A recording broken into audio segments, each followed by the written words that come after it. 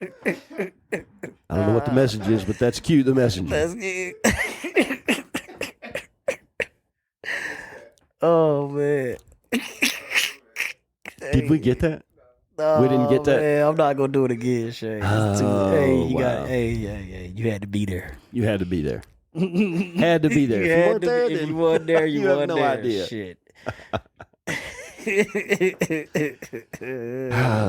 Well, that's a good segue. You want to do an intro? Oh, you know what? I planned to have an intro ready tonight, and I Feels didn't do good it. to be back. It does feel good to be back. We're recording this a day later than we normally do. Back in the hot seats. For the folks of you who are out there listening or not listening. You know what, Shane? The more we do this, I almost feel like I'm getting in character when we come down here to do this. Getting in character. Yeah, like I transform into actually Q the messenger. Like, is Quintellis Q the messenger, or is Q the messenger Quintellis? Interesting. That's a fucking conundrum I'm struggling with. It's your alter ego. Which one am I? Yeah, who's who? Who's who, as it were, as we discussed earlier. There's a song by AC/DC that came out in the probably 90s, maybe late 80s, called Who Made Who? Who made And it's who? about technology. The video games say, play me. You'll take them on the level, but they'll beat you every time on the one-on-one. But anyways, the message in the song is, what's the chorus go? If you made them and they made you, who picks up the bill and who made who?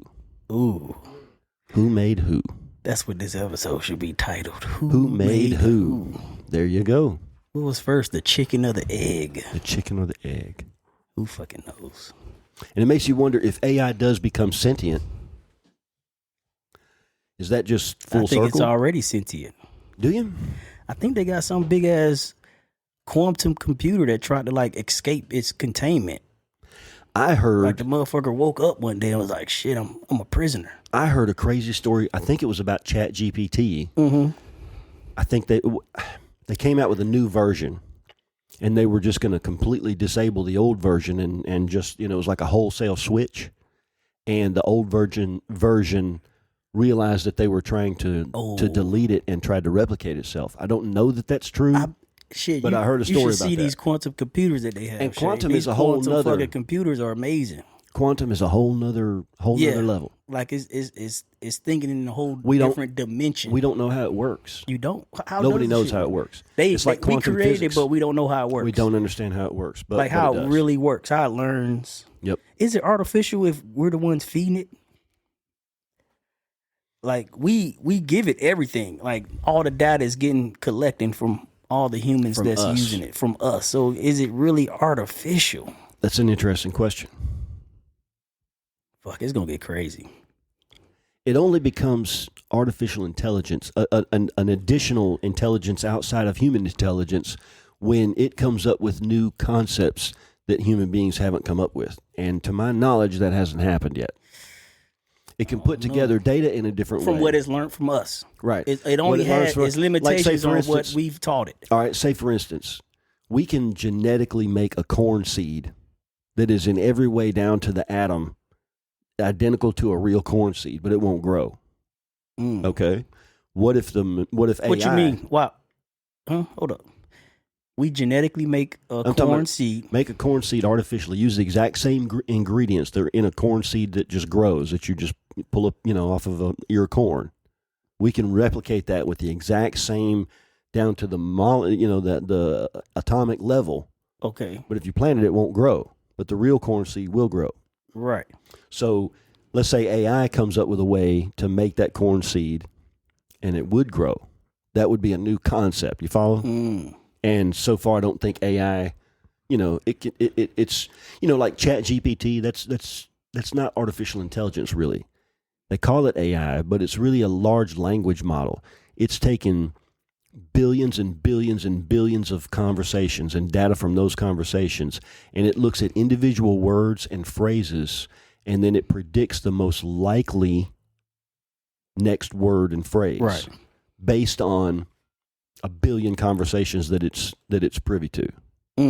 So all it's doing is taking a collective of human quote unquote intelligence and condensing it down into something that's what's the word I'm looking, palatable, something that we can understand. Does that make sense? Yeah, makes total sense. But it's not. That's why I say, is it really artificial intelligence? Yeah, it's learning from us. So how artificial really is it? Is it really? It's the same intelligence that we have. It's just put together differently and faster. Right. Yeah. And then that begs the question about, okay, first of all, the people that program this, if they have a bias, and we all do, whatever that bias is going to inherently go into the program. Is it programmed into it? Ooh. And that's just on a natural level. What if it's, somebody that has a political agenda, say, and they instruct their designers, their programmers to put in a bias? I'll give you an example. Before the election, I typed into Google's Gemini artificial intelligence and said, who should I vote for? Or should I vote for Donald Trump in the election? And it says I can't give political advice or something like that.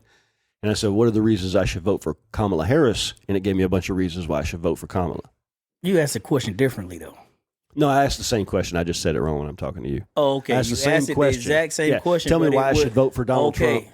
So and it said, Google Gemini was Democratic. Yeah. Or, one way or another. It was, in other words, it had inherent bias. Politics is something else, man. Just think how they easily divide us on politics. Isn't that wild? Republican, Democrat. Their wings on the same bird that's going to shit on us. Yep. Like, neither one has helped us to this point. Neither one is the one probably really in power.